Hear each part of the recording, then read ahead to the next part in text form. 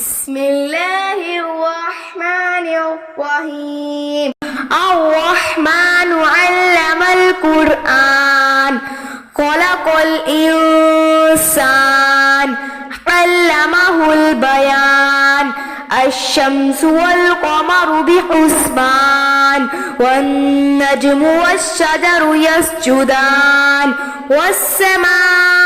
رفعها ووضع الميزان ألا تطغوا في الميزان وأقيموا الوزن بالقسط ولا تخسروا الميزان والأرض وضعها للأنام فيها فاكهة والنخل ذات الأكمام والحب ذو العصف والريحان فبأي آلاء ربكما تكذبان خلق الإنسان من صلصال كالفخار وخلق الجن من مارج من نار فبأي آلاء ربكما تكذبان رب المشرقين ورب المغربين فبأي آلاء ربكما تكذبان مرج البحرين يلتقيان بينهما برزخ لا يبغيان فبأي آلاء ربكما تكذبان يخرج منهما اللؤلؤ والمرجان فبأي آلاء ربكما تكذبان وله الجوار المنشآت في البحر كالأعلام فبأي آلاء ربكما تكذبان كل من عليها فان ويبقى وجه ربك ذو الجلال والإكرام فبأي آلاء ربكما تكذبان يسأل ما في السماوات والأرض كل يوم هو في شأن فبأي آلاء ربكما تكذبان سنفرغ لكم أيها الثقلان فبأي آلاء ربكما تكذبان يا معشر الجن والإنس إن استطعتم أن تنفذوا من أقطار السماوات والأرض فانفذوا لا تنفذون إلا بسلطان فبأي آلاء ربكما تكذبان يرسل عليكما شواظ من نار ونحاس فلا تنتصران فبأي آلاء ربكما تكذبان فإذا انشقت السماء فكانت وردة كالدهان فبأي آلاء ربكما تكذبان فيومئذ لا يسأل عن ذنبه إنس ولا جان فبأي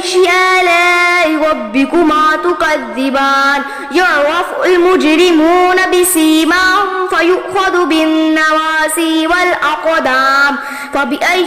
آلاء ربكما تكذبان هذه جهنم التي يكذب بها المجرمون يطوفون بينها وبين حميم آن فبأي آلاء ربكما تكذبان ولمن خاف مقام ربه جنتان فبأي آلاء ربكما تكذبان ذواتا أفنان فبأي آلاء ربكما تكذبان فيهما عينان تجريان فبأي آلاء ربكما تكذبان فيهما من كل فاكهة زوجان فبأي آلاء ربكما تكذبان متكئين على فرش بطائنها من استبرق وجنى الجنتين دان فبأي آلاء ربكما تكذبان فيهن قاصرات الطرف لم يطمثهن إنس قبلهم ولا جان فبأي آلاء ربكما تكذبان كأنهن الياقوت والمرجان فبأي آلاء ربكما تكذبان هل جزاء الإحسان إلا الإحسان فبأي آلاء ربكما تكذبان ومن دونهما جنتان فبأي آلاء ربكما تكذبان مدهامتان فبأي آلاء ربكما تكذبان فيهما عينان نضاختان فبأي آلاء ربكما تكذبان فيهما فاكهة ونخل ورمان فبأي آلاء ربكما تكذبان فيهن خيرات حسان فبأي آلاء ربكما تكذبان حور مقصورات في الخيام فبأي آلاء ربكما تكذبان لم يطمثهن إنس قبلهم ولا جان فبأي آلاء ربكما تكذبان متكئين على رفرف خضر وأبقار حسان فبأي آلاء ربكما تكذبان تبارك اسم ربك ذي الجلال والإكرام صدق الله العظيم. بسم الله الرحمن الرحيم والسماء والطارق وما أدراك ما الطارق النجم الثاقب إن كل نفس لما عليها حافظ فلينظر الإنسان مما خلق من ماء دافق يخرج من بين الصلب والترائب إنه على رجعه لقادر يوم تبلى السرائر فما له من قوة ولا ناصر والسماء ذات الرجع والأرض ذات الصدع إنه لقول فصل وما هو بالهزل إنهم يكيدون كيدا وأكيد كيدا فمهل الكافرين أمهلهم رويدا صدق الله العظيم. بسم الله الرحمن الرحيم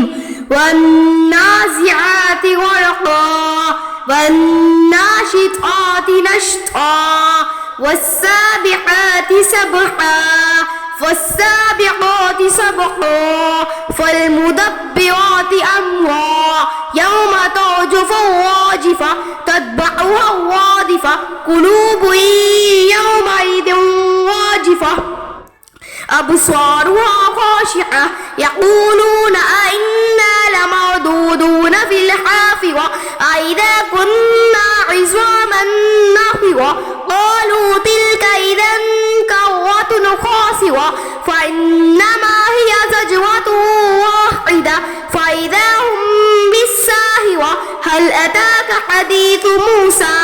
إذ ناداه ربه بالواد المقدس طوى اذهب إلى فرعون إنه طغى فقل هل لك إلى أن تزكى وأهديك إلى ربك فتخشى فرأوا الآية الكبرى فكذب وعصى ثم أدبر يسعى فحشر فنادى فقال أنا ربكم الأعلى فأخذه الله نكال الآخرة والأولى إن في ذلك لعبرة لمن يخشى أنتم أشد خلقا أم السماء بناها رفع سمكها فسواها وأغطش ليلها وأخرج زحاها والأرض بعد ذلك دحاها أخرج منها ماءها ومرعاها والجبال أرساها متاعا لكم ولأنعامكم فإذا جاءت الطامة الكبرى ثم يتذكر الإنسان ما سعى وبرزت الجحيم لمن يرى فأما من طغى وآثر الحياة الدنيا فإن الجحيم هي المأوى وأما من خاف مقام ربه ونهى النفس عن الهوى فإن الجنة مأوى يسألونك عن الساعة أيان مرساها فيما أنت من ذكراها إلى ربك منتهاها إنما أنت منذر من يخشاها كأنهم يوم يرونها لم يلبثوا إلا عشية أو ضحاها صدق الله العظيم.